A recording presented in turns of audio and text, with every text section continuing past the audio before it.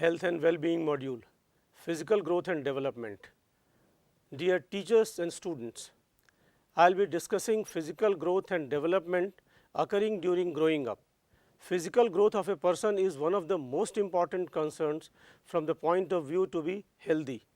As we all know that every person passes through different phases of growth and development, which can be broadly classified into infancy, childhood, adolescence, adulthood and aged. Proper care needs to be taken for being physically healthy, mentally sound and emotionally strong at each stage. Among different phases of life of a person, infancy is a stage when child is completely dependent on parents or family members for each and every requirement and need. Therefore, proper understanding about healthy physical, mental and emotional growth of infants among parents and others who take care in the family is also important. This should also be one of the concerns from the point of view of growth and infancy stage. Among other phases, childhood and adolescence being formative stage of life are considered crucial, and input at this stage has consequences on rest of the phases of life. Therefore, need and requirement at these stage must be carefully nurtured. A few points are extremely crucial from the point of view of physical growth and development during this phase of life. You have to make the children understand that changes in our bodies are natural, normal and healthy. These are essential parts of human growth and development. It can be extremely interesting to experience these changes. All changes do not take place at the same time. Growth, as a result, it is possible that physical changes may take place early, but psychosocial changes take place later in the same individual. It may also happen the other way around. You have observed that two children of the same age may have different levels of maturity and experience changes at varying pace.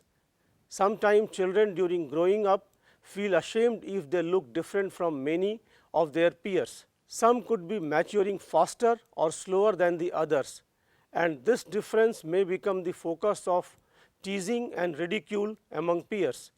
You have to present a balanced viewpoint and help them to feel positive and normal. As we know, sometimes one can influence changes in one's life and at other time one has little control over them. Some of the changes in life are predictable if one is prepared for them. One may be able to influence some of these processes and manage them better. For example, growth and maturation is a continuous process. Since all children do not grow at the same pace, physically as well as intellectually, there may be some myths and misconceptions related to growing up. Their anxiety and confusion is further compounded by adult caregivers, including parents who might themselves hold on negative ideas and stereotypes. Adults might also expect young people to conduct themselves in a mature manner without preparing them for the new roles. Adults should realize that it is important to inform and prepare children for the rapid pace of physical, emotional and psychological changes that they undergo during the process of growing up. There are a lot of prejudice and harmful stereotypes attached to the growing up process which need to be discussed. You have to play a very powerful role in enabling young children to be comfortable with their changing selves, appreciate their unique identity and challenge stereotype perpetuated by media and larger society related to ideal physical appearance.